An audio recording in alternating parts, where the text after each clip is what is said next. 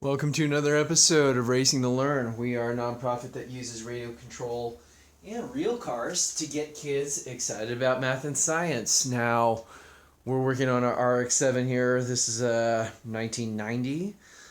We had to replace one of the wheel studs, so we're going with these ARPs. These are 12 millimeter by 1.5.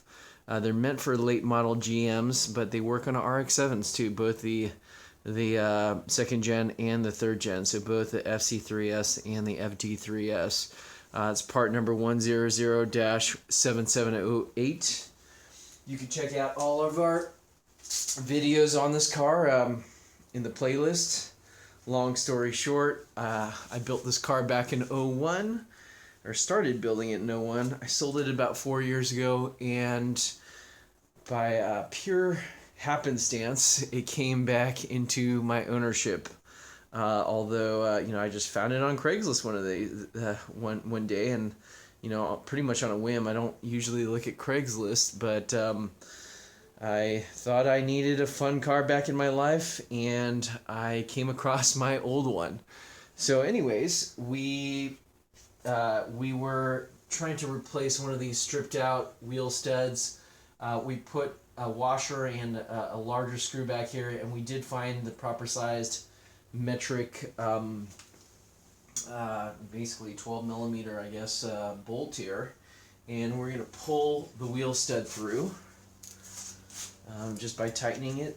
The wheel stud itself has some splines on it, so we lined it up, just kind of feeling the splines line up there. So we're just going to go ahead and crank this down or tighten this, and that should pull through the wheel stud. I can actually see it moving as I tighten this. So hopefully you can catch that in the camera angle. Let me just make sure there. It might be a little bit tough to see there, but we lined up the splines, and we're just tightening up this bolt and pulling it through. So removing the broken stud was a bit of an ordeal. The first approach we tried was to just knock it out with a hammer and basically this setup right here. Got my bolt and nut gauge over here as well. Just trying to find the right sized nut, and that didn't work, meaning we couldn't drive it out. Found a tip on YouTube and picked ourselves up one of these from good old Harbor Freight to the rescue. A 3/4 inch forged ball joint separator. This did the trick. There are also similar ones on Amazon for about $20-25.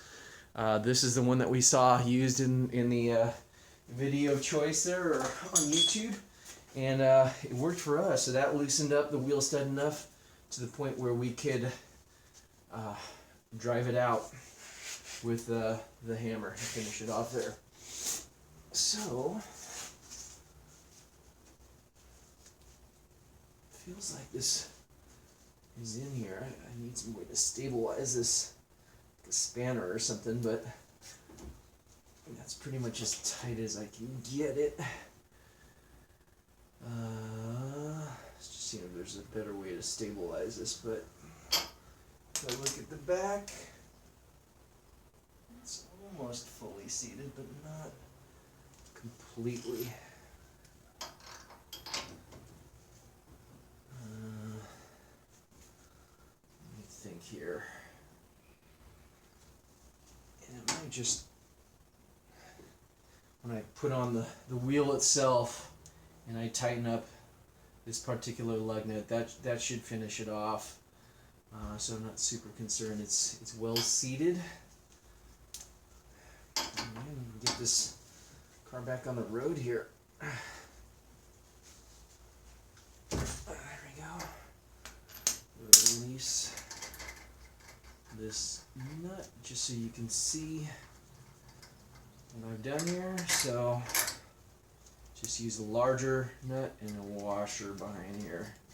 And I can't pull that off with these gloves so you can see the new wheel stud in place there. It's a tad longer than the other ones. Some folks will run the even longer one. I don't know, it's a 2-inch stud.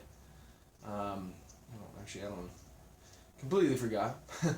But there is a longer ARP stud that folks will run if you're running a spacer on here or whatnot, to give you some extra offset.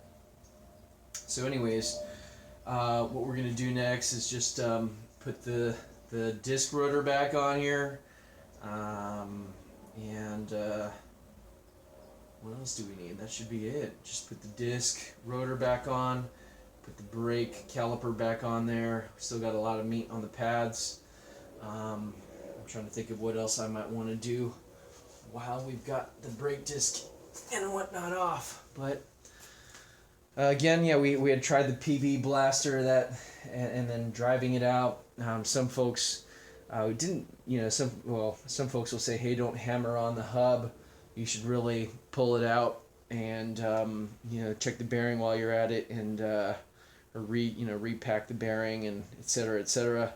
But we didn't really want to go down that rat hole. We're not even sure if we're going to be keeping this chassis, just because there was some damage to the frame. So anyways, thanks again for watching. Let us know what you guys think in the comments. Like, comment, subscribe, and we will catch you next time. Thanks again for watching.